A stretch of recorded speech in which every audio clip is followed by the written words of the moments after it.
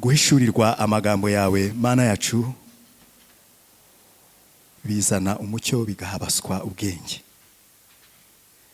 Turagushima ko waduteguriye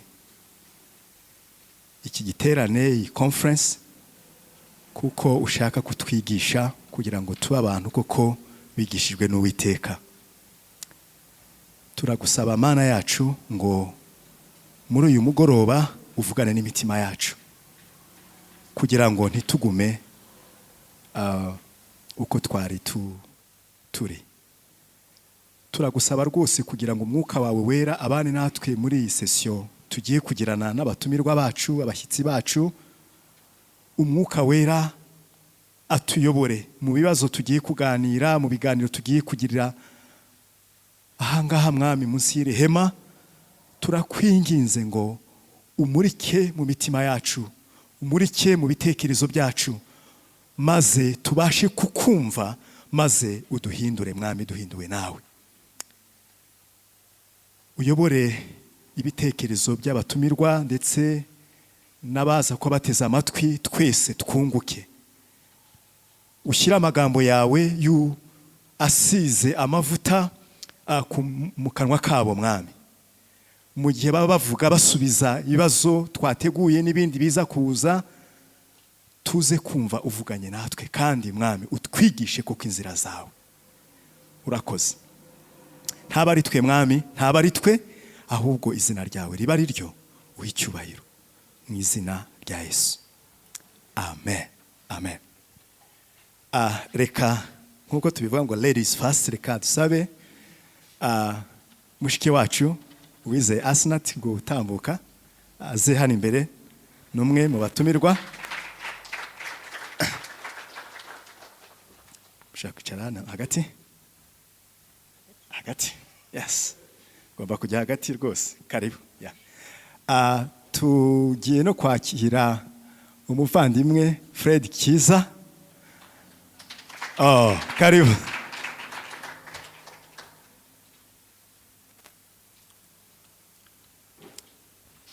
Muricara hariya.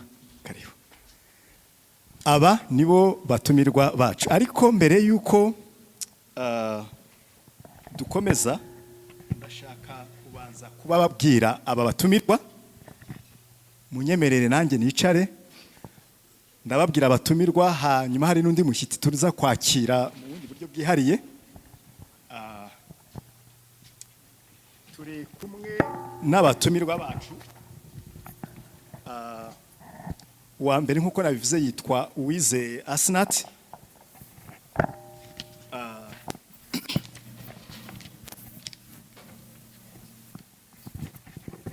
Ni byiza ko mwagira ikintu mumenya mbere na mbere ku batumirwa mbere yuko tuza gukomeza. Asnat ninde? Yitwa Uwizeye nyine nkuko nabivuze. Yavukiye muri uyu mujyi wa Kigali, abari nahakurira ndetse ni nahatuye. Yavukiye mu muryango w'ababyeyi bakishijwe, kandi akaba ari imfura mu bana batatu. Ubwo abo bana batatu ni abana bavukana mu nda nyine imwe, ariko hakaba hari n'abandi bana batandatu bareranywe. Urumva yakuriye mu muryango mu by'ukuri mugari. Ikintu gikomeye cyane kuri Asnat ni uko Asnat akijijwe. Icyo ni ikintu rwose mukeneye kumenya. Arakijijwe, ni umwigishwa wa Yesu, kandi ashishikajwe cyane no kumenyesha abandi ibya Yesu. Ashishikajwe kumenyesha abandi ijambo ry'Imana, nk'uko nyine ijambo ry'Imana rigaragaza nyine Yesu uwo ari we. Asnat akora mu muryango witwa Word Increase Ministry kuva muri 2018. Muri uwo muryango Word Increase Ministry, cyangwa se wahoze witwa kera ku baba bawuzi Preach the Word, PTW, ni umuryango ufasha abantu kwigisha ijambo ry'Imana mu buryo koko bwiza kandi nk'uko ijambo ry'Imana riri, ibyo twita ngo ni expository preaching. Mu bijyanye n'andi mashuri asanzwe, Asinati yize muri kaminuza iruhande, sinzi niba cyitwa iruhande, ni UR ubu ni Huye campus, ntabwo ikiri iruhande, sinzi mu cyahoze ari iruhande nyine ubwo ni icyahoze. Usibye kandi niyo yari kaminuza yonyine twari dufite mu Rwanda. Yiga rero muri iyo kaminuza ibijyanye n'ibaruramari, akaba ari nabyo arabikoresha cyane cyane mu murimo w'Imana akora, yaba ari muri wimu n'ahandi n'abandi bantu benshi afasha. Nguwo Asinati, niba munyemereye mwareka tukamwakira. Asinati, karibu, turabishimiye rwose. Ese mikrofone hano zirahari zihagije? Yego.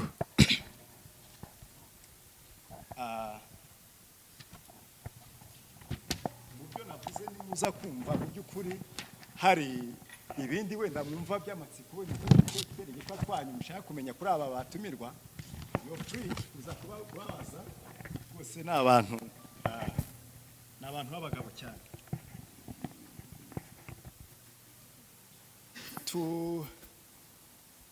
Turi kumwe n'umutumirwa wacu wa kabiri. Twakoze bya bindi nyine bajya bavuga, sinzi hano twabikuye ngo ladies first. Ni ibyo mu Rwanda, sinzi ngira n'ibyo ahandi, sinzi naho ariko aho twabikuye hose ntago ari bibi. Ni byinshi tugenda turahura ibyiza n'ibibi, ariko rwose twahereye ibyo twakoze rwose ndumva ari ibintu byiza cyane.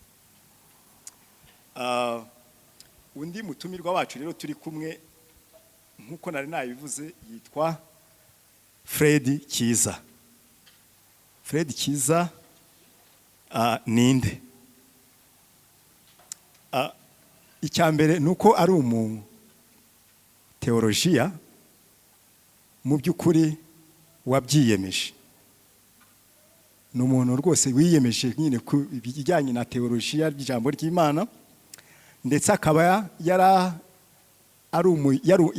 yahoze ari umuyobozi w'imirimo umunsi ku wundi mu muryango wa Gikristo witwa ABC cyangwa se All the Bible in Community. Ndetse akaba ari no mu bantu bawutangije, mu itsinda ryawutangije, ndetse wavuga ngo ni nkawe founder w'uwo muryango ABC. Ni umuryango mu by'ukuri ushishikajwe cyangwa se ufite intego zo kurandura kutamenya Bibiliya mu Rwanda ndetse no muri Afurika. Fred, icyo kintu rwose nkimuziho. Ikindi numva navuga kuri Fred nuko yatangiye mu by'ukuri urugendo rwo kuba umwigishwa wa Yesu guhera muri 1995, ndetse ibyo kuva icyo gihe mu by'ukuri byahinduye imitekerereze no kwizera kwe. Ari nayo mpamvu mu by'ukuri ukuntu akora umurimo ndetse n'ibintu yiga nyine nk'umuteolojiya byatangiye icyo gihe muri 1995, kuva agitangira mu by'ukuri kwegurira ubuzima bwe Yesu. Ubu ngubu rero akaba afite itorero hariya i Masaka ateraniramo, ni Divine Embassy, muri iryo ni hari i Masaka, ndetse akaba ari mu itsinda ry'abashumba muri iryo torero. Nguwo Fred rwose, niba munyemereye nawe twamwakira nkuko twakiriye no wa mbere. Fred rero hari ikintu ntavuze. Fred arubatse. Impamvu nanze kukivuga icyo nuko uwo bakanye urugo bazanye.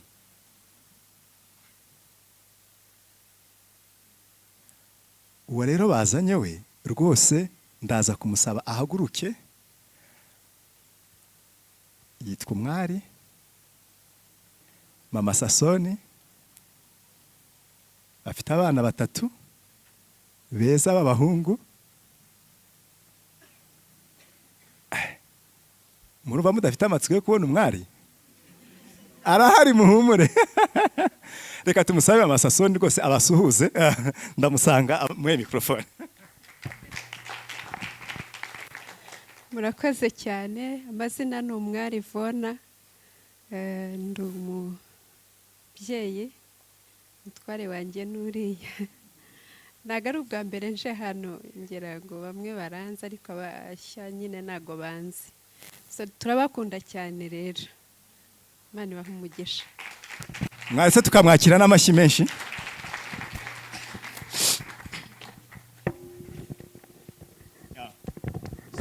Ndumva ari ibyo navuga kuri aba batumirwa bacu. Mbere y'uko rero dutangira mu by'ukuri kugira ngo dukore mu nganzo iki cyatumye tubatumira, yego uyu munsi Fred ndetse na Asnat aba ni abantu barangije muri School of Leadership and Discipleship. Turi hano muri iki giterane gifite insanganyamatsiko ivuga ngo umwigishwa na Bibiliya. Kuri uyu munsi twatangiye turi kureba cyane cyane ubutware cyangwa se the authority of the Bible, cyangwa se ubutware bwa Bibiliya, ariko cyane cyane turi no kubigereranya abigisha bari hanze nyine baba powerful, mbese abakozi b'Imana kabisa, babigisha beza cyane bakomeye. Ariko kugira ngo wenda mwumve icyo tugamije, hari ikibazo gikomeye cyane gihari, aho muri iki gihe usanga hari inyigisho z'ubuyobe nyinshi. Izo nyigisho z'ubuyobe rero usanga mu by'ukuri zijyana abantu hirya no hino. Bamwe yewe hari n'igihe usanga bafite n'ibintu bizera by'ubuyobe batazi ko ari ubuyobe, kubera ko hari wenda batigeze batozwa kumenya ngo ni gute namenya ko ibi bintu nizeye wa mugani ari ukuri cyangwa atari ukuri.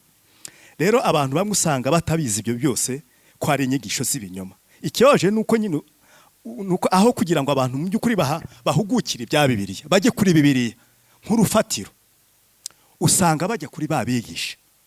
Nkavuga ati ngewe mfite ni nka ba dadi, nka kwa kundi uvuga ngo ngewe ndisangira dadi wanjye hariya, nihaza kuba akabazo ndahita njya kuri YouTube cyangwa se ndaza kureba ka link, hanyuma nze kumva none mara kumwumva ndaza gukora judgment, ndaza gufata nanjye position yanjye maze kumwumva ataravuga ntabwo ndi bugire gute ndibuze kuvuga mbese Bibiliya. Ariko kandi abo bantu mu by'ukuri suko batemera Bibiliya, bizera ko birari ijambo ry'Imana, ariko kugira ngo bayegere nk'urufatiro cyangwa se nk'igipimo kiri hejuru, mbese ifite n'ubutware bw'ikirenga, ugasanga ahubwo abo bantu bibigisha beza ntabwo bose ari abigisha babi. Usanga kenshi bamwe ari beza, ariko hari n'abandi usanga bafite inyigisho wakemanga zifite ikibazo. Rero icyo nicyo kibazo mu by'ukuri dufite mu Rwanda cyangwa se muri iki gihe.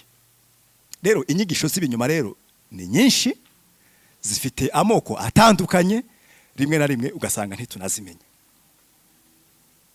Rero intego mu by'ukuri turashaka kugira ngo muri iki kiganiro cyacu muze kudufasha kuri iyi nsanganyamatsiko yo kureba ubutware Bibiliya n'ubutware bwayo ugeranyije n'abo bigisha.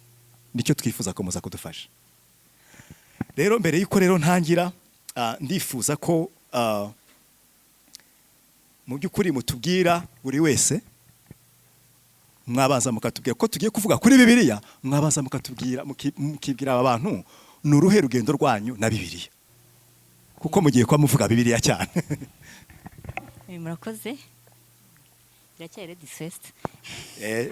Ndagenda bivanga. Murakoze cyane Justin. Urugendo rwanjye na Bibiliya, nkuko Justin yababwiye ababwira njyewe, nagize umugisha wo kuvukira mu muryango ukishijwe. Noneho ikirenze aho ngaho nuko umuryango navukiyemo n'abantu bakundaga gusoma. Iwacu habaga ibitabo cyane, ikintu cyose wagiraga ikibazo baguhaga igitabo cyo gusoma. Ubwo rero navukiye mu muryango usoma, n'ibitabo byari bihariye. Bashobora kubikunda ko nta bitabo bihari byo gusoma, byari bihari. Icyo ni kimwe. Cya kabiri, si ibitabo bisanzwe basomaga gusa, n'ibitabo nyine byigisha abantu ijambo ry'Imana. Ubwo nari mutoya ntabwo nabashaka kubisoma, ariko na Bibiliya barayisomaga, nkabona bayisoma, banadutoza kuyisoma. Batubwiraga Bibiliya, buri mwana agafite Bibiliya ye. Nk'abana bato rero twasomaga za nkuru zo muri Bibiliya bisanzwe. ariko nyuma yaho navuga ko nyuma ya jenoside 19 yakorewe abatutsi njye nagize ikibazo cy'abarokore kuko navukiye mu muryango ukijijwe ariko muri jenoside mbona simba ko mu barokore havamo abantu bakwica abandi cyangwa se batanga abandi ngo babice bimbera ikibazo gikomeye cyane kuko nibazaga niba ibyo numvise bigisha banasoma muri Bibiliya ari ukuri cyangwa se ari kinyoma ariko kubera umuryango nakuriyemo wari ukijijwe kandi nkabibona mu buzima bwabo n'ijambo ry'Imana nkabona ibyo bavuga narabibonaga ari ukuri ikibazo nasigaranye navuze nigera byose Bibiliya ibyo ivuga ni ukuri aba ibyo bavugaga hari bishobora kuba batarabyizeraga neza cyangwa se bataranabyizeraga ari icyuka ibyo gusenga ndabireka ariko Bibiliya sinayireka rero Imana ingirira ubuntu ndagaruka mu nzira ndakizwa ikintu nzi nasigaranye nafashe nk'umwanzuro ariko mbishimira Imana numvaga nta kintu wambwira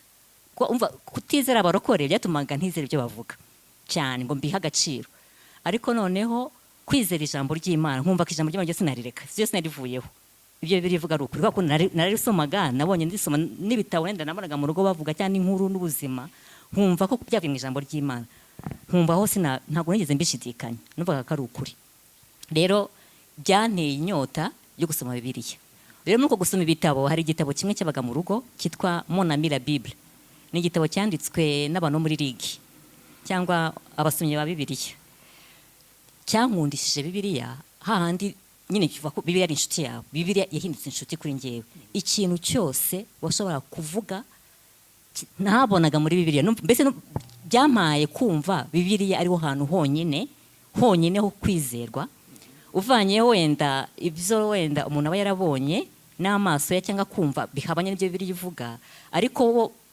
banyigishije niho navanye navuga conviction niho navanye kwemezwa neza yuko koko Bibiliya ari ijambo ry'Imana kandi ubutware bwa Bibiliya nta kindi cyabusimba cyabukuraho abantu kugenda kutakora ibyo Bibiliya ivuga cyangwa se kwa abikora ntabwo ubutware buva aho ngaho ntabwo buva mu myitwarire yabo ahubwo ubutware bw'ijambo ry'Imana buva mu ijambo ry'Imana kuko ari Imana yaryanditse naho ntekereza gukunda Bibiliya byaziye narakomeje no muri kaminuza nanga barokore ariko ngeze muri kaminuza kubera ko nakundaga Bibiliya bambwira ko hari groupe ikoresha Bibiliya yitwa GBI nuko ninjiye muri GBI nongera no kuhura n'abarokore ndabakunda mbana nabo ariko mbere ntabwo sinabemeraga numvaga mbese babeshya ariko Bibiliya ituma nyine inyemeza kubana nabo no kubakunda n'ubu ngubu niko bimeze ariko bivuye mu ijambo ry'Imana ntabwo ngiye nagize amahirwe nk'aya Asenati muri 1995 nkizwa mwumvise mu kwa kabiri ndabyibuka hari kuwa gatandatu nayo ifite imyaka 14 ubwo mumenyeho n'imyaka yanjye kugeza icyo gihe nta Bibiliya nayo nagasome cyangwa nyifate mu ntoki kugeza ku myaka 14 ntabwo nayo nakinjiye mu caca abantu basenga so urumva urugendo rwanjye rwatangiye ndetse numvaga ko igitabo cyanjye nandikamo amasomo gifite agaciro kuruta Bibiliya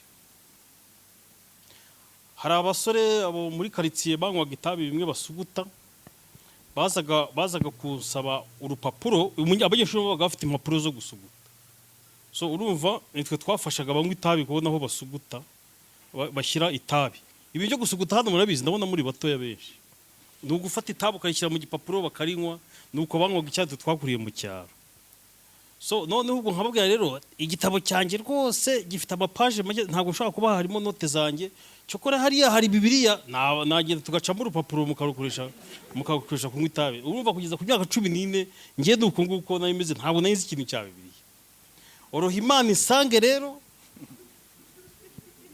hanyuma nemere kuyikurikira ariko nta jambo na rimwe nzi rya Bibiliya cyokora hari ibyo numvaga abarokore baje kubwiriza papa ry'impaka nabo ababwira ko Bibiliya ari igitabo cy'abazungu ko bagikoresheje kugira ngo badukolonize n'ibyo narize nubwo butumwa narize so abumva rero itangiro ryanjye ntabwo ryari ryiza ariko maze gukizwa njya mu caci ntangira gusoma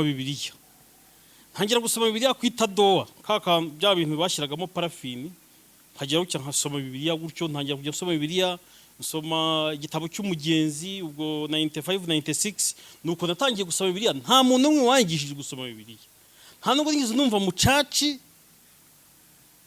bavuga ngo ariko mwasomye Bibiliya. Ibyo bintu nitwe twabitangiye kubivuga muri ministry ejo bundi ahangaha. Nta muntu wigeze ambwira ngo gusoma Bibiliya ni byiza, ngo soma Bibiliya. Ni urugendo nagiye niga from experience, uko ngenda ndiscavaringa umumaro w'ibyanditswe, ariko nta muntu wigeze abingisha.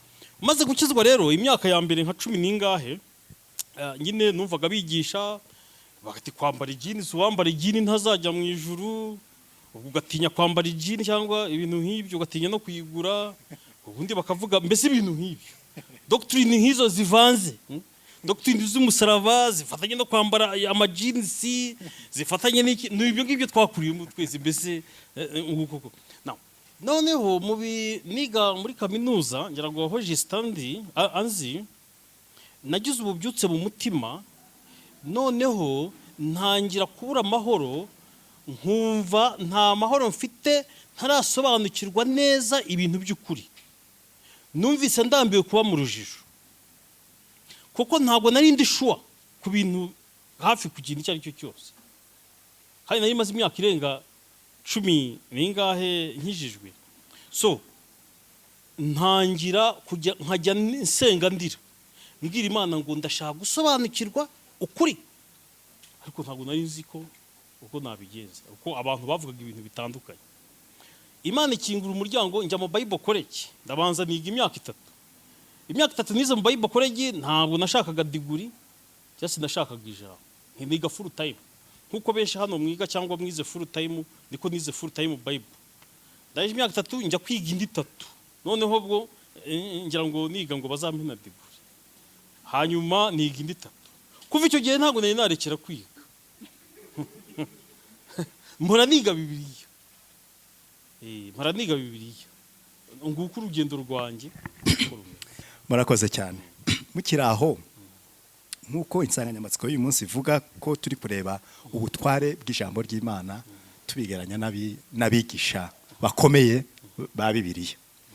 Iyo tuvuze ubutware bwa Bibiliya, biba bishatse kuvuga iki? Ubutware, reka tubanze tuvuge umutware, kuko Bibiliya hari ahandi hantu ikura ubutware burya. So umutware agomba ikintu gifuza ubutware gigomba kuba ari ikintu agomba kuba ari ikintu gifatika, gifite personality. Unfortunately ijambo personality nta translation y'ikinyarwanda kugeza ubu yari yaboneka. Abagiriki n'abantu b'abaratini babigiyeho impaka cyane, bituma haba impaka z'urudaca kumara imyaka myinshi, kubera iryo jambo riragoye personality. So ariko ni ikintu gifite personality, kiriho. Nanze kuvuga umuntu, uko nivuga umuntu uruva. So ni umuntu cyangwa ni ikintu, reka mvuga umuntu, ni umuntu ugufiteho ijambo ryanyu, nibwo butware. Umutware ni umuntu ugufiteho ijambo rya nyuma kandi utegetswe kumvira, waba ubishaka waba utabishaka. Ikintu gifiteho ubutware ntabwo ucyumvira kuko ubishaka, ahubwo ni ikintu kigufiteho ijambo rya nyuma, utegetswe kumvira ugakora icyo bigutegetse. Ubwo nibwo butware buryo. Iyo tuvuze ubutware bwa Bibiliya, bivuze ko, ubwo niko mbyumva, bivuze ko kubera hikomora ubwo butware, kubera amagambo yayo, ko ari amagambo y'Imana. Ibyo nabyo ni ikindi kibazo dushobora gusubiza nyuma, kiri secondary. Kubera ko ifite ubutware bw'Imana, Imana ikaba itabasha kubeshya, kandi akaba ari idufiteho ijambo rya nyuma, bisobanuye ko amagambo yayo dutegetswe kuyumvira. Ni ijambo rya nyuma mu mibereho yacu. Nta kindi kintu kingana, nta wundi muntu ufite amagambo afite uburemere nk'ayo muri Bibiliya. Nicyo bivuze, bisobanuye ko ukuri kose ayo magambo ari muri Bibiliya aricyo gipimo cy'ukundi kuri kose gushobora kubaho. Ni ukuvuga ni ikintu gifite ubutware bwa nyuma, ijambo rya nyuma ku buzima bwawe no ku byo ukora no ku byo wemera. Ibindi byose bigakira agaciro ari uko bitabusadije n'ayo magambo. Ubwo nibwo butware. Murakoze. Asina n'iki mwakongeraho? Wenda kimwe nuko aho ubutware yasobanuye ubutware icyo ari cyo ntabwo nabisubiramo, n'ijambo ry'Imana, ariko nyine aho rituruka ubwaryo ni Imana niyo yavuze, kandi Imana yarihishuye. Mu kwihishura yihishura mu ijambo ryayo. Uko kuri rero ko ijambo ryayo niko kwanditse. Niba ariko kwanditse kandi kari rifite ubwo butware, ijambo bwaryo rifite muri ryo ubwo butware ririmo. Ubwaryo yifitiye ubutware ku buryo niyo urisomye ubwo butware ntabwo ushobora kubugira. Urabubona, ubusangamo, ntabwo ushobora sinzi ku escaping. Ni iki nyine Bibiliya yo ivuga noneho ku buyobe cyangwa se inyigisho z'ibinyoma? Kuko turi kuvuga ubutware bwa Bibiliya, ariko muri context ko hari ubuyobe buhari, hari ubuyobe bwinshi cyangwa se imyigishirize idahura n'ukuri kw'ijambo ry'Imana. Ni iki Bibiliya ibivuga? Ubuyobe ni iki, kandi Bibiliya ni gute bihuza n'inyigisho z'ibinyoma? Wenda mwagira icyo muvugaho. Kuri nge uko numva ubuyobe, nkurikije ijambo ry'Imana ngo twabibonye ko ariho tuvana ukuri, uko Imana yihishuye mu ijambo ryayo, kandi Imana yihishuye binyuze mu mibanire yayo n'abantu bayo. Uko yagendaga ibihishura nibwo yigaragaza tukayimenya. Rero iyo dusomye ijambo ry'Imana uko yihishuye, hakaba hari inyigisho cyangwa se imyizerere cyangwa se imyitwarire umuntu avuga ko yayivanye muri Bibiliya, ariko nkasanga ari umuntu ubivuga cyangwa ari itsinda ry'abantu, ari umuntu ku giti cye cyangwa itsinda ry'abantu cyangwa umwigisha runaka, nabireba nkasanga bihabanye nuko Imana yihishuye kandi byemejwe na Kristo. Nacyo ndacyongeraho, kubera ko Kristo avuga yuko ibyanditswe muri Bibiliya byose byerekewe. Ni ukuvuga ibyo bintu uko ari bibiri, ukuri kw'Imana mbona mu ijambo ryayo, ndetse n'ukuri Yesu Kristo ashimangira ko mu ijambo ry'Imana n'ubuzima bwe bigaragaza, n'urupfu rwe no kujya mu ijuru. Ibyo bintu uko ari bibiri mbibuze, aho ngaho menya ko izo nyigisho atari ukuri. Ndashaka kubasaba kugira ngo yenda ibintu biborohere, tujye tujya kuri fundamentals, ibi bintu by'ibanze cyane bimeze nka alphabet, bimeze nk'ibya primaire. Kuyoba, ubundi kuyoba ni iki? Kuyoba bipresuppose ko hari inzira urimo, ariko ukaba utayizi, wowe ugendera ku makuru wahawe n'abandi, noneho bakaguha amakuru atariyo, noneho ukanyura inzira itariyo. Uko niko kuyoba mu buzima bwa buri munsi. Iyo uhamagaye umuntu kuri telefone uti nayobye, uba ushaka kuvuga iki? Uba ushaka kuvuga ko ahantu ujya utahazi neza, ariko ugendera ku makuru wahawe, ariko ayo makuru yenda ukaba utabashije kwiyumva neza ngo uyakurikize, cyangwa ukaba yabaguhaye amakuru atariyo ugaca inzira itariyo. Ariko mukiri naho muze kwibuka ko hari imvugo bavuga ngo nta wihuta nk'uwayobye. Muraza kubihuza. Mwakomeza. Rero reka tubihuze n'ibyo yaravuze, tubihuze noneho na concept yo kuyoba muri Bibiliya. Bivuze ngo hari inzira dusabwa kunyuramo, kandi iyo nzira ni ukugendana n'Imana. Niyo nzira burya, ni ukubana nayo, ni ukuyumvira, ni ugukora ibyo ishaka.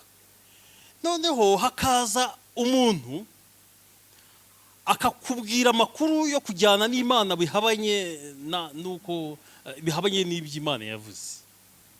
Kubera ko Imana itagaragara, Imana ari umwuka, bisobanuye ko nta muntu wamenya amakuru yo kubana nayo no kugendana nayo Imana ubwayo itayamuhishuriye. Kuko Imana ibizi yarabikoze. Imana yahishuriye abantu ibyo ishaka, ibyandikisha mu gitabo. Rero iyo hagize umuntu uza akaguha amakuru ahabanye n'ayo Imana yatanze, yaba ari mu buryo yanditse cyangwa mu busobanuro bwayo, uragenda ugakurikira Imana bitandukanye n'uko yishaka, uba wayobye. inyigisho z'ibinyoma ni iki rero? Inyigisho z'ibinyoma ni ayo makuru ahabanye n'ayo Imana ubwayo yitangiye. Amakuru yose umuntu azaguha yerekeye Imana ahabanye n'ayo Imana ubwayo yatanze, yivuzeho yatanze, umurongo yatanze, icyo nicyo twita inyigisho z'ibinyoma. Ubuyobe ni uguca inzira, ni ugukurikira Imana mu buryo butandukanye n'ubwo ubwayo yivuze. Ibyo birahita bizana ikibazo kivuga ngo ugomba kumenya Bibiliya, ukamenya iki Imana, umurongo Imana yatanze. Ni nko mu buzima bwa buri munsi. Rwanda Revenue ivuze iti muzajya musora kangahe ku ijana, umuntu umwe wundi akaza akakubwira ati oya, ibi ntabwo ari byo, uzajya usora kangahe ku ijana, uraza ukaba fayini, aba yaguhaye amakuru atariyo. No, Imana yaraje itanga umurongo. Akazi k'abigisha bose, akazi k'abantu n'abantu ku giti cyabo ni ukumenya uwo murongo bagakurikira Imana bijyanye n'ibyo ngibyo. Igihe cyose ubikoze mu buryo butandukanye, uba uri mu nzira itariyo, izagenda ikagushyitsa ahandi hantu atari ku Mana. Nibyo bita ubuyobe. None se umuntu ashobora kumenya ko yayobye nyine dukurikije ya mvugo ngo ntawe huta nk'uwayobye? Umuntu wamenye ko yayobye aba yayobotse. Ikintu kiranga abantu bayobye ni ukutabimenya. Niyo karakatarisitiki ya mbere iranga umuntu wayobye. Ntabwo ajya yumva. Burya abantu bayobye ntibajya bumva, wagira ngo bafite ikibazo mu matwi. Ariko umuntu wayobye akabasha kumenya ko yayobye, ubwo ngubwo iyo ni itangiriro yo kuyoboka. Ikibazo kiba mu kutamenya ko wayobye. So igisubizo kiravuga ngo ntabwo umuntu wamenye ko yayobye urede ni itangiriro ryo kuba. Ariko birashoboka ko ushobora kumenya ko wayobye ugafata andi makuru ariyo. Impamvu hari versions nyinshi, hari narratives nyinshi zo gukurikira Imana. So nyinshi zirenze ebyiri. Ushobora guhabwa imwe, undi muntu akavuga ati ariko ntabwo ariyo, akakubwira indi nayo itariyo. Ni ibintu bishoboka. Aho niho amadini rero agirira, that's the bite, where the religion bites. Aho niho amadini azira uruhare. Hari amadini menshi bafite uburyo bumva Imana mu buryo butandukanye. Ni ukuvuga umuntu umwe ashobora kuza akakubwira atoya, ariko ati Imana ikurikirwa itya, ibi nibyo biyinezeza. Noneho nyuma undi akaza akakubwira ati ariko ntabwo ari byo, ati ahubwo babigira gutya, yenda nawe akakubwira ibitari byo. Icyo gihe rero ikintu kigutabara ni uko umenya ibyo Imana ubwayo yivuzeho, noneho ukagenda wumva ibyo abantu byose bavuga, uko duhura na byinshi, ukabigereranya n'umurongo Imana yashyizeho, ukavuga icyo gihe ntabwo ari cyo, kubera ko gihabanye n'iki Imana yivuzeho. Aho niho bita pattern of doctrine. Apana kumenya imirongo ya Bibiliya gusa, ahubwo icyo bita pattern y'inyigisho, imirongo migari y'inyigisho z'Imana aho bifashiriza. Umuntu ashobora kuza akakuyobya akoresheje icyanditswe, warebera mu murongo mugari ugasanga ntabwo bihura, utari kubyo ntabwo bishoboka. So rero umuntu wayobye umuntu wamenye ko yayobye aba agiye kuyoboka akenshi aba agiye kuyoboka. Kugize ibyago. Mu by'ukuri mu Befeso ibice 4 umurongo wa 11 ugakomeza, hatubwira umugisha ukomeye Imana yahaye itorero, ari wo bayobozi cyangwa se impano zitandukanye. Imana yahaye itorero abayobozi batandukanye, harimo abashumba n'abigisha. Ndetse aba bantu mu by'ukuri ni abantu babasha gusobanura no gusobanukirwa no gusobanura Bibiliya, bakayisobanurira nyine abizera, bakabasobanurira ibyanditswe. Rero aho kugira ngo abakristo bagire umuco wo kumenya icyo nakwita wenda nko kumenya kwirobera ifi, ukajya mu nyanja ukamenya kuroba ifi, hari aho usanga babaho ubuzima busa nkaho nka bwa bundi bw'umwana bahora batamika, bagahora bamutamika atabasha kwitamika ubwe. Ibi rero mu by'ukuri usanga bitera ibibazo byinshi. nubwo Imana yahaye itorero abayobozi bakwiriye kwigisha kuko ijambo ry'Imana bagatunganyiriza abakristo, ariko hari aho bigera ugasanga abantu bamwe ntibabatoje kugira ngo babashe kugira ubushobozi bwo kumenya kwirobera amafi no kwigaburira mu ijambo ry'Imana. Bimwe rero mu bibazo usanga bino bitera nuko usanga dufite abantu bamwe bafite abigisha bese barunduriyemo ibyiringiro byabo, nkavuga ngo njyewe nkurikira Asinati, njyewe nkurikira Fred, njyewe ataravuga Asinati ataravuga cyangwa se kanaka ataravuga uretse mu by'ukuri atari ibintu wenda njye nabanje kwirebera ngo njye muri Bibiliya nka cya gipimo ryarindi mwamaze kutubwira rifite ubutware. Icyo rero usanga ku buryo bahora babafata nyine ni nkabo reference kugira ngo Bibiliya iba ariyo gipimo cyangwa se izingiro bahora bagarukaho.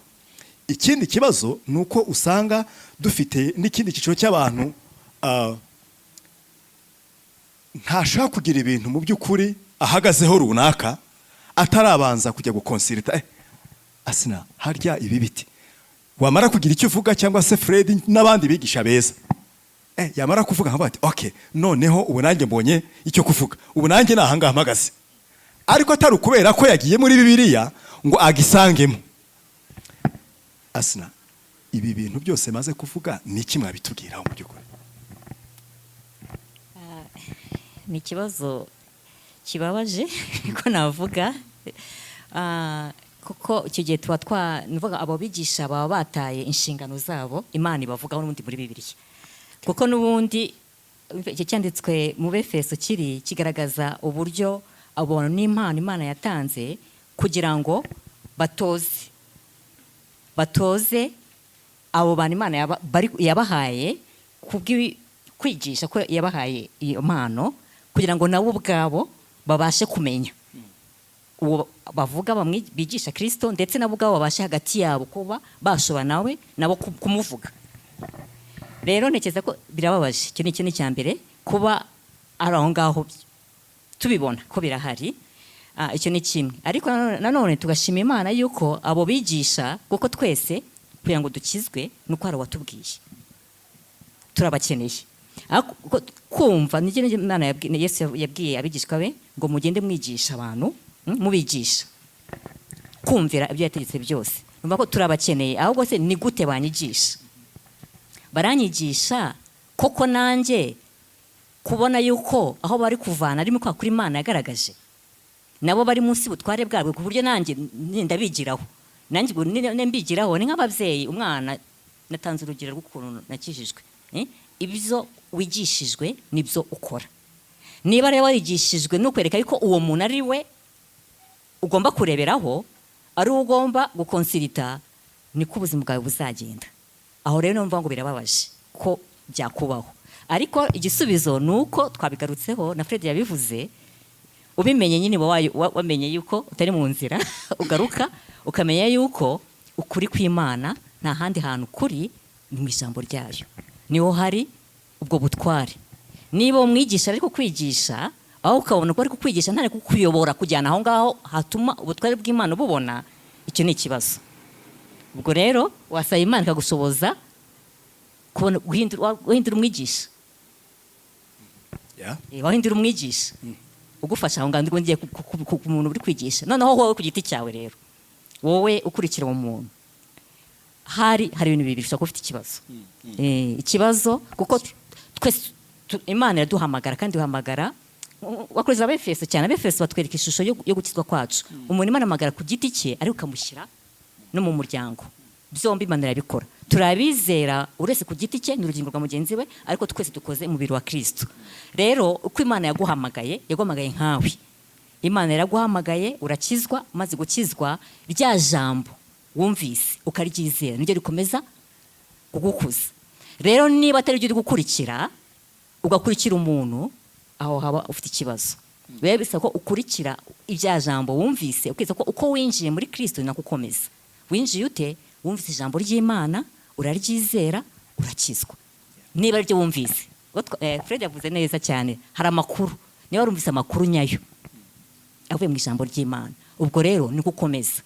Ntekereza muri ubwo buryo, ariko nta gisubizo. Fred, ni iki mwakongeraho kuri ibyo Asina atavuze?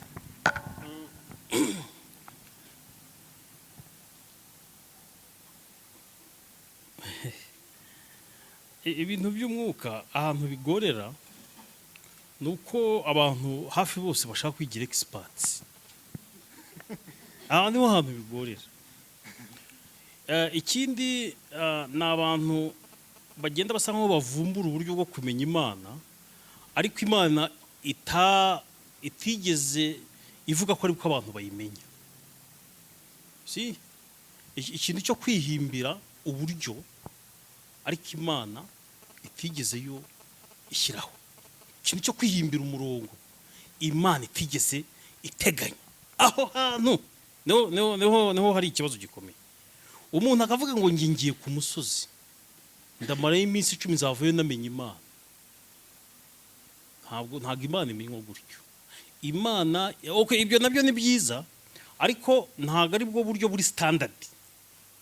Uburyo buri standard nuko usoma ijambo ry'Imana ibyo yivuzeho, hanyuma ibindi bintu byose rero yabigisha n'ibindi bintu byose bikamije gutuma bushushaho gusobanukirwa ibi bintu. Iyi ni Bibiliya nafunguye hano, ndi mu Efeso uko bahavuze, bigamije gutuma usobanukirwa ibyo bintu Imana yivuzeho.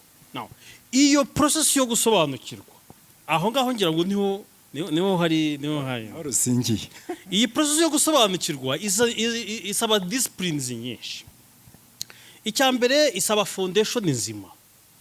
Foundation nzima ni uko uri muri position yo kumva n'ibyo bintu. Position yo kumva ibyo bintu nziza ni uko waravutse ubwa kabiri. Ibindi bintu byose wumva mbere nibifasha muri process yo kuvuka ubwa kabiri.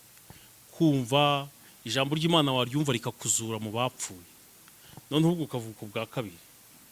None iyo umaze kuvuka ubwa kabiri, ubwo ni foundation nziza yo kumva ibintu by'Imana no kwimenya spiritually. Icyo gihe nibwo umwuka ashobora gukorera muri wowe, ukashobora no kureba ibintu ukabyumva. Ubundi ushobora kubona ibingibi ukumva ibingibi, uburyo bw'amacuri. Imana banayikubwira ntuyumve. None rero ubwo ngubwo abigisha rero yabigisha ni ukugufasha gusobanukirwa ibi bintu bwayo Imana yavuze. Imana of course yavuze nabwo ikoresheje abantu yatoranije. Ntabwo rero gusobanukirwa Imana twakura abantu muri process. Bibiliya ivuga neza ko kuva kera Imana yahagurukije abahanuzi, that's the first step, sibyo? Nyuma ikoresha intumwa, then igihe cy'intumwa kigize ikoresha abigisha. Ibi byose ni ibintu bidufasha kugira ngo durusheho gusobanukirwa ibingibi Imana yandikishije. Ariko ngo mbereke, urabona ko ari ahangaha ni Imana yandikishije, that's why it is. Ibindi byose involvement zose nizo kudufasha kubisobanukira. Aho ngaho harimo kubisoma wowe ubwawe, harimo undi muntu kuza ushaka kubisoma ntubyumve pe. Uribuka ya nkone Filipo yabamubajije ati mbese ibyo bintu usoma unabyumva? Ati nabimenye ntawe ubinsobanuriye. Muri process yo gukizwa ntabwo ari ngombwa ngo uhite utangira gusoma ibintu byumve. No, ushobora gukenera ubufasha. Ushobora no gukenera abaguha urugero rwiza, kuko ni nk'urugendo rusanzwe rw'ubuzima busanzwe. Kuba uri agahinja ukenera kurebera ku bantu, ugakenera bakagufasha kugeza igihe nawe uzatangira ugakura. Ntabwo ushobora gutangira uri agahinja ngo uhite uba umugabo mu mwanya umenye ubwenge ukora ibintu byose. Ubisaba bakakugaburira, bakaguterura. Rero no mu gakiza nuko bimeze. Iriya process yo guterurwa rero no kugaburirwa no gufatwa akaboko, iyo ni rero yabigisha. Hano mu Befeso aho yavuze ngo kugeza dukuze.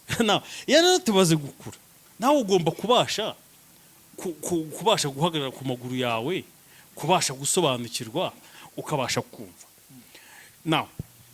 Ntabwo Bibiliya ivuga neza ko abigisha atari benshi. Ntabwo abantu bose Imana yabahaye kuba bigisha.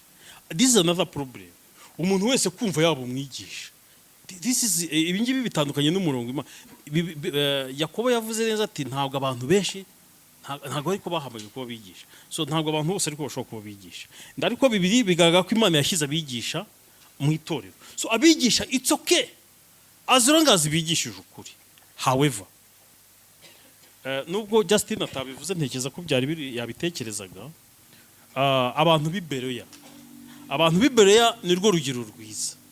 Paul yari umwigisha mwiza pe. ariko kugira ngo umenye ko umuntu ari umwigisha mwiza ntabwo ari uko igihagararo cye nta nubwo ari amashuri yize, ahubwo ni uko wumva ibyo avuga wajya mu byanditswe ugasanga birahuye. That's it. Role yawe rero mu kumenya ibyanditswe ni constant.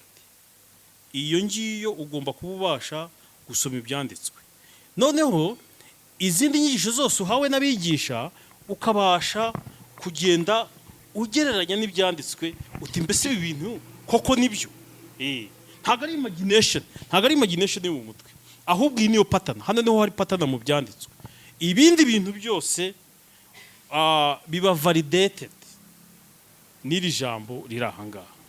Abigisha rero ni abantu bakomeye, ntabwo nshaka kugira ngo by the way hari icyo kijyanye n'icyabaye muri Korinto. I Korinto habaye icyo kibazo, bagize amahirwe babaha igihe cyiza, iriya church babaha igihe cyiza, hari intumwa, hari ba Paulo, hari ba Apollo, abantu benshi bize ijambo ry'Imana cyane, noneho bababonye barabarangarira, then batangira kwireba bavuga ngewe nkunda kanaka, ngewe nkurikira kanaka.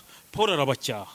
Inyaho Paulo yahaye Abakorinto ni inyaho abakristo b'ibihe byose bacyahwa iyo batangiye gukurikira abigisha mu mwanya wo gukurikira uwabatumye kwigisha. Yes. Fred arimo aravuga ko ukuntu nge bafite confidence muri wowe rwose, nge numva nkwemera rwose kandi n'abantu banzi cyane bashaka babizi.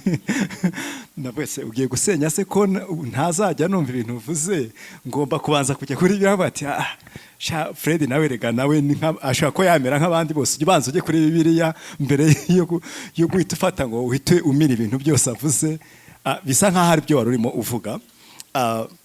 Rero ikibazo wenda nagira ngo wenda Asinati nawe Fred muze kongera kugarukaho ni ukwibaza ngo ese birashoboka ko nakwisomera Bibiliya njyewe ubwanjye, ngewe nka Justin ntagize undi muntu mu by'ukuri njyaho,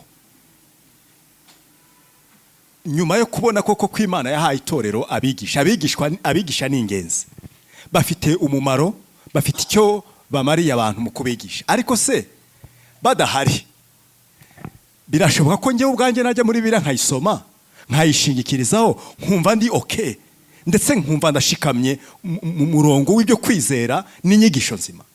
Ni iki mwabitubwiraho Asina? Murakoze, nkunze ko ubisasiye kuko nanone uvuze ngo nta wundi muntu nkeneye, aho byabaye ikibazo. Nabigarutseho na Fred yabivuze yuko abo bantu Imana yarabatanze mu itorero kandi niwo mumaro wabo ko baradufasha. Ariko nanone twareba uburyo ijambo ry'Imana ritwereka, icya mbere cyo turi guhera ku muntu wahuye na Kristo, umuntu wakijijwe umwuka w'Imana muri we. Kandi ijambo ry'Imana dusoma ryanditswe n'Imana, ryahumetswe n'Imana. Timoteyo wa 2:3, abenshi ngamwe yarifashe 16, twese byara byose bigira umumaro, kutwigisha, kutuyobora mu nzira dukwiye kunyuramo, kudukuza, mbese wa murimo ijambo ry'Imana rikora. Andi magambo ndi gutekereza n'amagambo yo muri Petero wa mbere avuga ngo twahawe ibyo dukeneye byose, nifashe mu Cyongereza, bizana kubaha Imana binyuze mu kumenya Kristo, kandi binyuze no mu masezerano yayo, amasezerano great promises, amasezerano yayo akomeye. Muri rusange ni ijambo ry'Imana. Rero ibyo niba Imana yarabitanze turabifite, ngo dukeneye, ngo dufite ibikenewe byose. Rero ni ndemeza kandi niko ijambo ry'Imana bitubwira, bidagaragara yuko hamwe n'umwuka w'Imana, ikindi n'ijambo ry'Imana ryemeza yuko mu gusoma umwuka w'Imana aramurika, akatumurikira ya magambo turi gusoma, Imana ikaya ubusobanuro yateganyije ko dutwara. Rero umwizera wese ufite umwuka w'Imana muri we, afashe umwanya gusoma Bibiliya, ahura n'Imana yihishuye mu ijambo ryayo. Umwuka wera usobanura kandi wandikiye abo bigisha nyine twavuze, Imana yakoresheje abanditsi, kuko ari umwuka w'Imana wari ubashoreye. Uwo mwuka w'Imana uri muri wowe kandi uri munsi butware bw'ijambo ry'Imana. Ba bantu utabazanye nawe ubwawe utishyize hejuru yaryo, Imana iba gusobanukirwa. Ubundi reka mbereke, ubundi Bibiliya ntabwo iri complicated, iba complicated kubera interest nyinshi agenda abantu benshi bafite iyo bayisoma. Abantu benshi bayisoma bashaka kwemeza abandi sibyo, bashaka kwemeza abandi bakayisoma bashaka bafite ikindi kintu bagambiriye atari ugusobanukirwa no kumvira. Ariko igihe usomye Bibiliya, intego yawe ari ukugira ngo umenye ikivuga kandi ucyumvire, urayumva. Izindi interests nizo zivangira abantu ntibumve ibintu bikaba complicated. Ubwo ni simplicity yabyo. Hakabamo n'ibindi bintu bikomeye. Petero we aravuga ati hari ibintu bikomeye mu magambo umuvandimwe Paulo yanditse, hari ibintu bikomeye biruhije kumva. Urumva na Petero yari intumwa ya Kristo, ariko yasomaga ijambo rya Paulo, amagambo ya Paulo yanditse, kandi bariho igihe kimwe akavuga ati aya magambo arakomeye. So kubera n'abantu b'igihe cya Paulo urugero bakayagurika, sibyo se, nabo bakayagurika. Ntabwo kugurika ibintu byatangiye nyuma, ahubwo byatangiye n'intumwa ziriho. Kandi urumva nta kibazo cyo kuvuga ngo haciyeho igihe kinini cyari gihari. Ndetse Bibiliya ikavuga ngo abantu bose bazamenya Uwiteka. Yohana akavuga ati nta muntu ukeneye kugira rwose ikintu abigisha, ati kuko muzi byose. Icyo cyazwe kirakomeye cyane. Hari ikintu ariko nshaka kugira ngo nshyire muri perspective. Ibi bintu byo gukora ibintu wenyine, individualism, it's a Western innovation, it's a development yabayeho. Bene dada ndayo ikintu munyumve neza. Hari world view, hari imyumvire ifite ahantu ikomoka itarahozeho. Abantu mu itorero rya mbere batari banazi itarabagaho, ndetse kumara ibinyejana byinshi itarabagaho. Ariko nko mu gihe cya enlightenment, igihe cya enlightenment y'abanyaburayi, mu gihe kimeze 600 na kangahe abantu batangiye kumenya sayansi itangiye. Ikindi ikintu cyo kushaka nk'aho abantu idini bayishyira ku ruhande, buryo byatangiye icyo gihe cya enlightenment muri mu kinyejana cya 17. Ngira ngo niho imizi, niho imbuto zaje kuvamo ikintu cyo kuba nyamwigendaho, icyo twita individualism, gisa nkaho gifite imizaho. Ariko imyaka yari itambutse irenga 1000, ntabwo abantu babagaho mu buryo bwa nyamwigendaho individualism. Icyo nshaka kuvuga ni iki?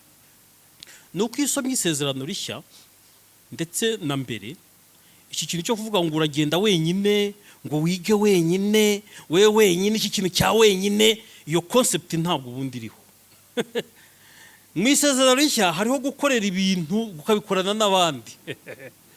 Kwiga ugasanga abavandimwe mugahugurana, mukagira gute ibi bintu byo gukorana ibintu, gukorana, iki kintu cyo gukorera hamwe muri community. Ubwo kuko nkuriye ministry ya all the Bible in community, ubwo nabonye n'igihe cyo gutekereza kuri iyo concept cya. Ariko n'abantu benshi b'Iburayi barabizi ko iki kintu cya mwamwigendaho ntabwo kiri biblical.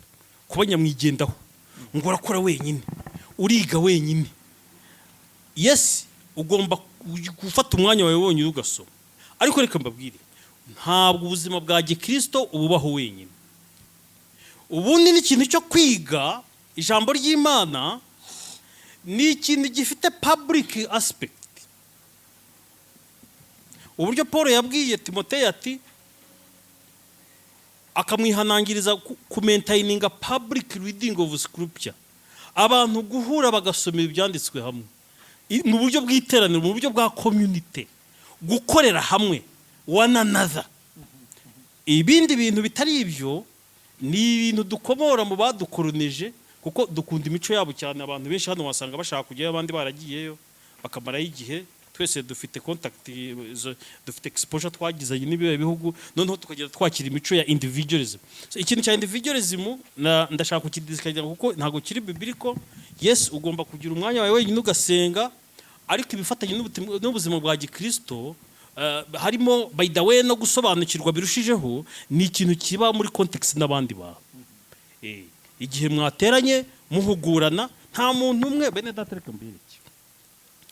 Umwuka wera wigisha abantu, ni nawe washyizeho itorero, ni nawe washyizeho abigisha. Ni ukuvuga rero nta kintu kimwe wavuga ngo this is enough alone, ngo iki cyonyine kirahagije ukuyemo ibindi. Nawe icyo nshaka kubereka ni iki: no matter how something is good, it's not enough. Aho kandi ngira ngo nkashimangire, hatagira umuntu uvuga ngo gusoma Bibiliya ushobora kuyisoma ukayumva ngo mushobora kubaho gutyo gusa. No, that's not the case. Abigisha bashyizweho n'Umwuka Wera niyo baba baduhaye, iyo bigisha neza tugize abigisha beza, tuba tugize amahirwe kandi tugomba kubumvira, ariko ntabwo bahagije. Tugomba gusoma ijambo ry'Imana twenyine, tugasenga turi na twenyine, ariko ibyo nabyo ntabwo bihagije. Tugomba guhura n'abandi nabo tukabikorera hamwe, ariko ntitwaba dukorera ibintu n'abandi gusa twebwe tutagikora twenyine, tutagira igihe cyacu kirindi video cya devotion, gusoma Bible, tugameditatinga, tugasenga. Ariko ibyo ntibihagije uramutse ukuye mu Bibiliya. Ni ukuvuga rero ubuzima bwa Gikristo ni addition, ntabwo ari subtraction. Ibi bintu byo kuvuga ngo aka kantu ni keza noneho ukaba ariko konyine ukora ugasanga ngo specializes, it's not a good view. No kuvuga ngo guhura ni byiza then ukajya ukora ibintu mwahuye gusa, waba uri wenyine ntubikore, ibyo nabyo ntabwo ari byiza. Ni ukuvuga rero hari discipline nyinshi nk'abakristo dusabwa gukora.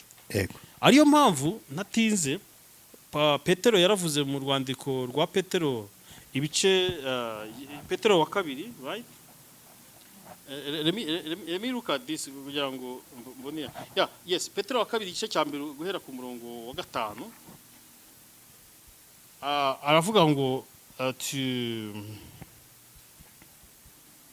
for this reason make every to supplement faith with virtue, ngo kwizera mwongereho kuba abantu beza, mwongereho ubwenge, ku bwenge mwongereho kwirinda, mwongereho kwihangana, mwongereho kubaha Imana, mwongereho affection, mwongereho love. No kuvuga rero icyo ushaka kubereka ntago ari ikintu kimwe. Hari umuntu ugenda akarega gatuza ati ubwo mu ndeba handizera cyane kandi agashaka ko mubimwubahira, sibyo se? Ati mwe kuzambaza iby'ubwenge n'ubumenyi, ati je nduyizera. That specialization is dangerous. Yes, specialization is dangerous. So icyo ushaka kubereka, it's not one thing. Yego. Soma Bibiliya wenyine uyimeditatingeho, niba ufite n'ubuhanga butangaje fantastic uyumve, ariko ntibihagije. Uzakenera no kwiga uri kumwe n'abandi bakunguri, mwungurane, niba atakungura ubungure, then gutyo niyo cycle kandi horaho. There is not one thing. Utega amatwi n'abigisha, ntabwo bahagije bonyine udafite ubuzima bwawe n'Imana ku giti cyawe, ariko you must also the role of teachers is undeniable, the component yashyizweho n'Imana. Rero bene data, ako guspecializinga no gufata ako ngako niko nshaka kugira ngo mbere yuko twakira ibindi bibazo muri audience, wenda wakomeza nizihe noneho nama mwatanga cyangwa se mwaha abantu bari hano, cyane cyane turi kureba ababigisha.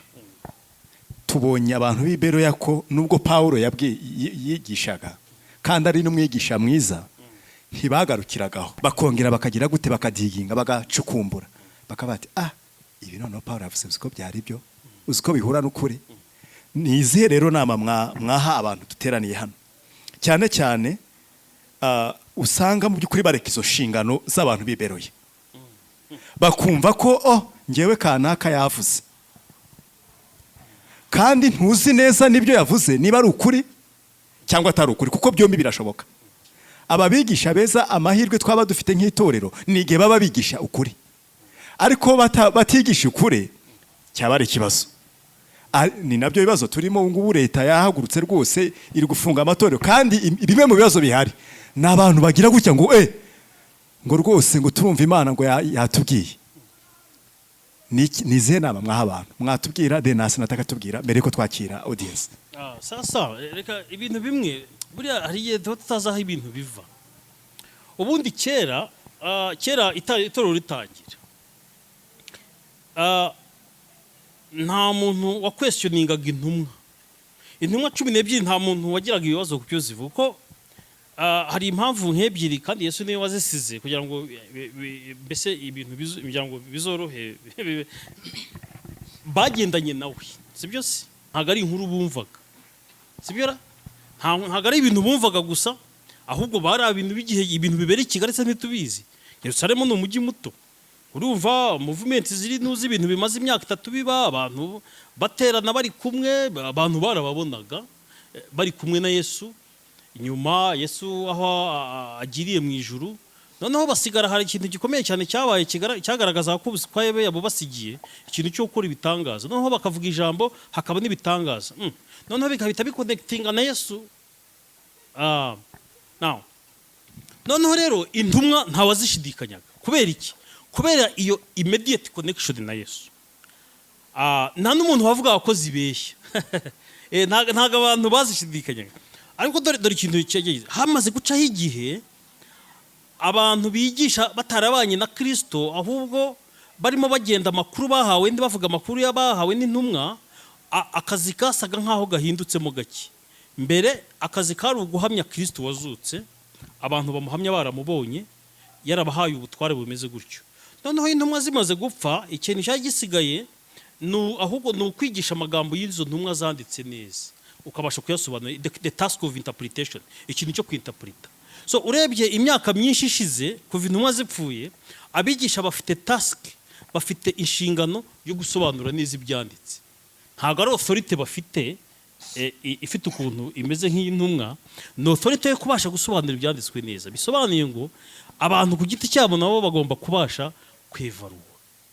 Ikindi kintu cyakurikiyeho gikomeye cyane, ubutumwa bukiye Yerusalemu na hariya n'intumwa, ibibazo bya context ntabwo byari bikorwa. Bagenda bahamya Yesu, it was a direct proclamation, bavuga umuntu babonye n'abandi babiza batanu babanye nawe, ibitangaza bikabiherekeza izi. Now uko rero ubutumwa bwagenda bujya mu yindi mico, ibintu byagiye bihindura isura, ndetse n'inyigisho z'inyoma no gusobanura nabi kubera kugenda babihuza n'indi mico. Abantu badafite direct immediate connection n'ibyo bintu, batabonye Yesu, n'inyigisho z'ibinyoma zigenda ziza, urumva inshingano yasaga nk'ahindutse. Nanone ikintu bivaje ni muri iki gihe dufite inshingano yo kwisomera Bibiliya, kabone naho twaba tuyigishwa n'abandi. Hari kubera ikibazo cya interpretation, ikibazo cyo gusobanura. Dore rero ikibazo cyabaye uko ibyo bihe byazaga mu mateka, byabaye byiza aho kumara igihe, ariko igihe cyashyika isi ijya mu mwijima. Ijya mu mwijima kuki? Ijya mu mwijima kuko Bibiliya yari iri mu rurimi abantu bose batabasha gusoma. Abashinzwe kubigisha bikaba institution, mbese byarabaye nka mu buryo bwa organization, no kuvuga church, itorero ryarabaye institution. Noneho Bibiliya ikigishwa n'abantu bize kuko yari mu Kilatini, abantu bose batabasha gusoma Ikilatini, kizwe n'abantu bize gusa. Udafite degree no kuva mu mashuri ntubashe kumva Bibiliya, utari kiragi, kabone nubwo rimwe na rimwe waba uri umuntu ukomeye, no kuvuga ngo ube warize ujye muri monastery wig ukaba utabasha gusobanukirwa Bibiliya. Isi yamaze imyaka irenga 1000 mu bihe nk'ibyo ngibyo, kuva muri translation ya Jerome, uko isi yagendaga igira. Now icyo gihe dore ikibazo cyabayeho rero, kubera inyungu rya institution ya church, abantu batangiye kwigisha inyigisho zifite icyo zigamije, zitagamije gakiza k'abantu. So isi mara igihe kinini mu mwijima kuko abantu batisomeraga Bible. Ugasanga umuntu mu abantu bize benshi ntago bajye basoma Bible hari abantu bashinzwe kuyigisha. Now dore ububyutse bujya kuza bwa mbere, Luteri yigishije ijambo ry'Imana ndetse asemura translation mu Kidage. Asemura translation mu Kidage, Abadage batangira kwisomera, batangira kumva ijambo ry'Imana, ububyutse buratangira kuko abantu batangiye kwisomera. Abagerageje gutranslatinga benshi nka batendare bamwe baranabishe, ko gutranslatinga Bibiliya babifataga nka risk.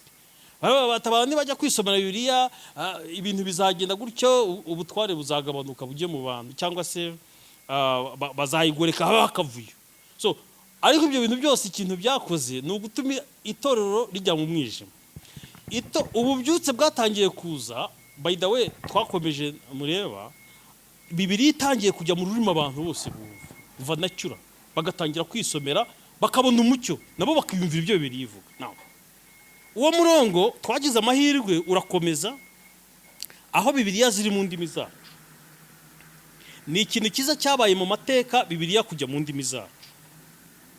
Rero bene data kudakoresha ayo mahirwe ni igihombo. Ikindi bijyana abantu mu mwijima. Kutisomera Bibiliya iri mu rurimi rwawe, kutiyumvira icyo Imana yavuze cyanditse mu rurimi rwawe ni igihombo niko navuga. Rero ababigerageje ntibabikore byashyikije isi mu mwijima, itorero rijya mu mwijima kumara imyaka irenga 1000 kugeza igihe Bibiliya yasemuriwe mu rurimi rw'abantu bose bumva. Ntibisaba amashuri menshi kugira ngo usome Bibiliya yumve. Rero kuva dufite Bibiliya mu rurimi rwacu, iyi ni gahunda, ni progress ikomeye cyane mu bintu by'idini, niko na reka nkoreshe religion cyangwa se mu bukristo kugira ngo tube dufite Bibiliya mu ndimi zacu. Rero tugomba gukoresha ayo mahirwe. Nitutayakoresha abantu bazajya baza batubeshye. Umuntu akubwira ati tamba y'izaka wawe kandi we yenda arishakira agafaranga, nawe wizere yenda umugisha utari bubone. N'urugero utanga ibyawe uwe kubitanga mu buryo Imana yenda yateganije, just uko umuntu yenda yagushutse.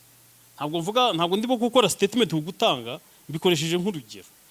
Rero icyo ushaka kuvuga ni usomera Bibiliya ni wowe uzabihombiramo mu by'ukuri, kuko uzaba uri vulnerable umuntu wese kuba yaza akakubeshya. Bibiliya ivuga ko hari amasega, ayo masega kandi abashaka kurya intama. Igihe cya Paul yavuga ati bamwe muri mwe bazavamo amasega kandi ubwo ni abantu b'igihe cye, arimo basengera imerita. Ati bamwe muri mwe rwose hazava abigisha b'ibinyoma mu bihinduka amasega. Rero ntabwo ikibazo cy'amasega igihe cya Yesu yavuze ku basega, Petero yavuze ku basega mu rwego rwa kabiri, Yuda yayavuzemo, Paul yayavuzemo, kandi ni abantu baba bari mu caci, bamwe ni mu bigisha muhura, bamwe munakunda probably, bamwe mukunda yenda. Rero ntabwo ubuza amasega iyo ari ryo bazajya baza, kuko nawe ntacyo uzi bakubeshye nawe wemere. Ni disadvantage rero. Icyaba cyiza rero ni uko nawe wajya usoma ukabasha kumejaringa icyo abantu bavuga ko ari ukuri. Nta mahirwe ufite niba uzi gusoma. Ntabwo ari ngombwa nubwo ufite primaire cyangwa uzi gusoma, ushobora gusoma nawe ukamenya ibintu. Hari abantu uzi batiza amashuri menshi, nabigishije gusoma Bible.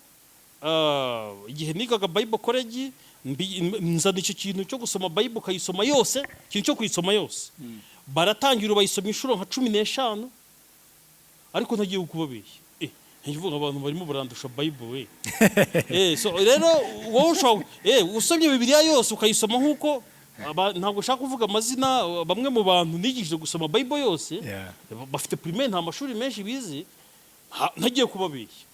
Ukweho ngiye ko nsoma nkajya mu bintu byinshi nkiga concept mu ndimi zitandukanye nkagirana, naho ubundi twicaye gutya gusa ntabwo navuga ko mbarusha Bible, kandi nta mashuri menshi bafite nk'ayanjye. Nta na kimwe cya 6 cyayanjye bafite, nta na kimwe cy'10 cyayanjye bafite. Ariko ntagiye kukobeshya, bari abantu bazi Bibiliya pe, ngiyo mbateze amatwi.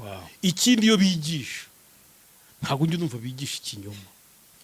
Kandi bigeze ariko ndakuyo bamaze gusoma Bibiliya nk'inshuro 15. Zose itangiriro biza kubyahijwe basoma guri baragiye rero yose isa nkaho ibiromaritsemo. Yes, rero hari imbaraga mu gusoma Bibiliya yose kandi kenshi. Kuko uriho urya buri. Ndumva navuga gutyo. Asinati yakomeza. Mukomeze. Nize nama mwahaba abantu. Fred yabivuze, ndashaka gukomeza ku cyo asorejeho. Gusoma Bibiliya ntabwo bisaba ubuhanga, bisaba kuba uzi gusoma. Ngo muri make icy'ingenzi ni ukwiga gusoma no kwandika.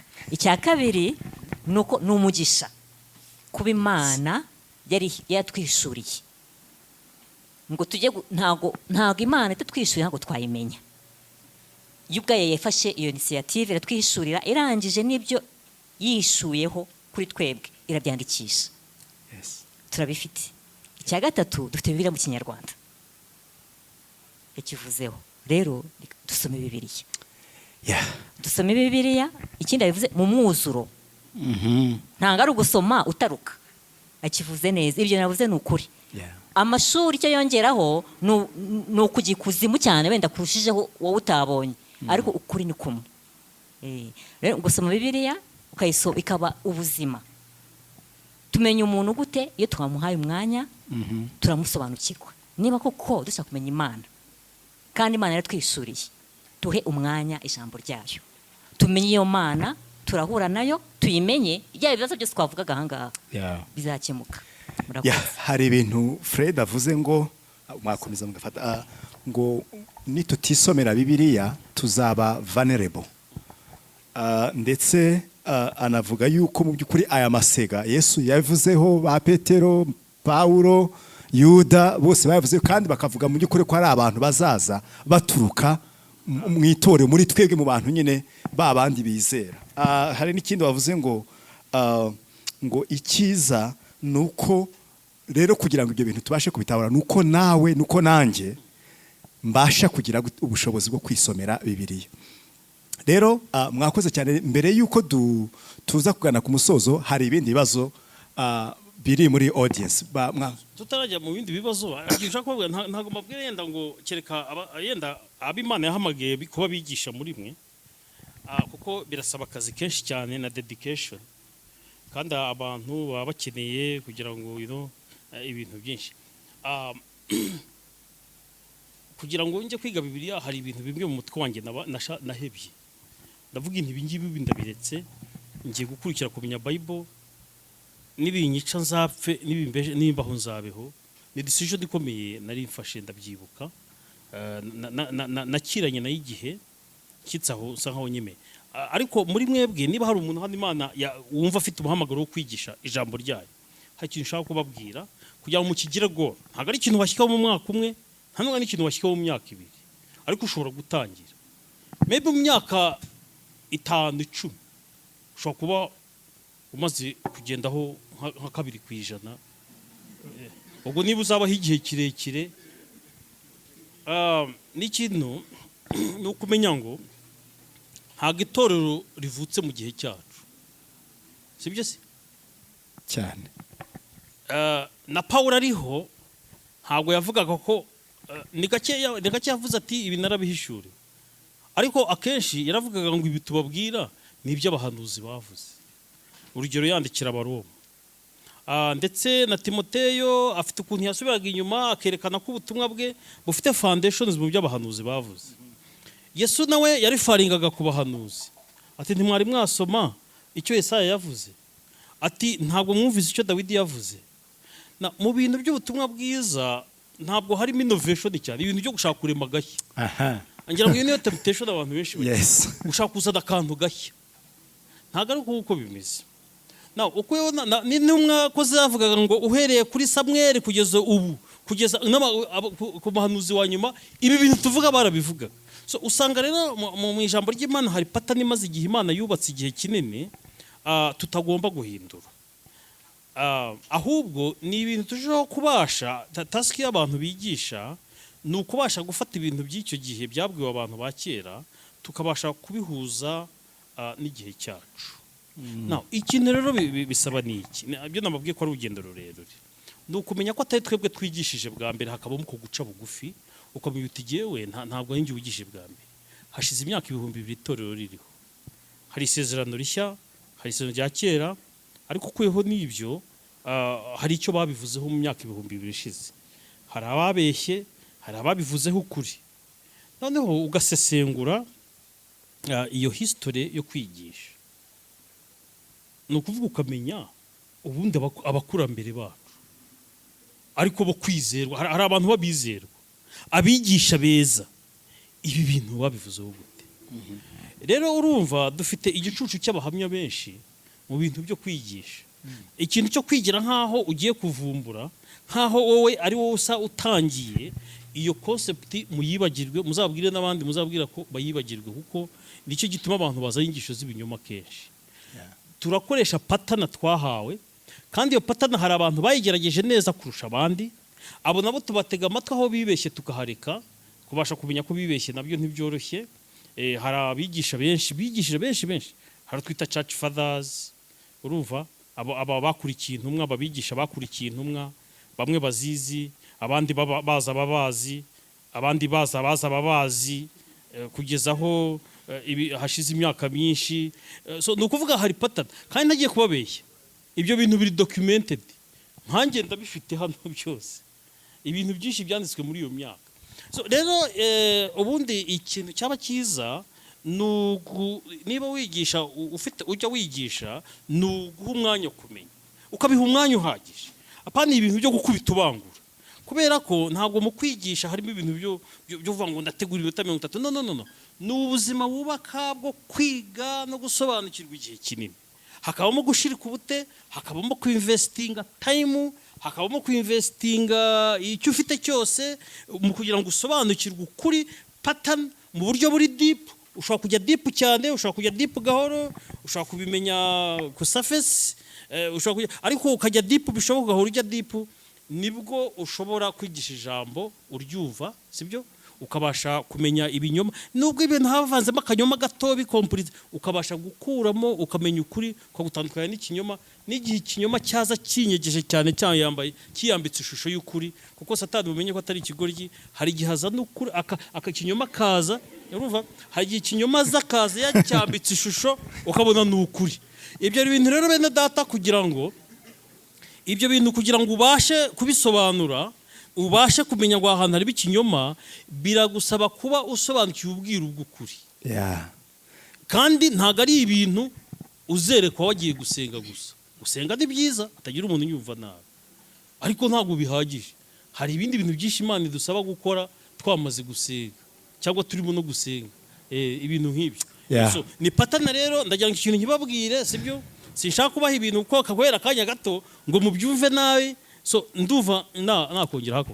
Ntago ari ikigoryi, ni koko ntabwo. Dore ko yahoraga agerageza Yesu akoresha ibyanditswe. So ni ukuvuga ngo ari shrewd cyane, hari ukuntu nyine ari afite kandi ngo ibi bintu mu by'ukuri ntabwo ari ukuza kurema utuntu dushya, ntabwo ari, ni nka ya ndirimbo ngo ibi nibyo twigiye ku birenge by'abatubanjirije.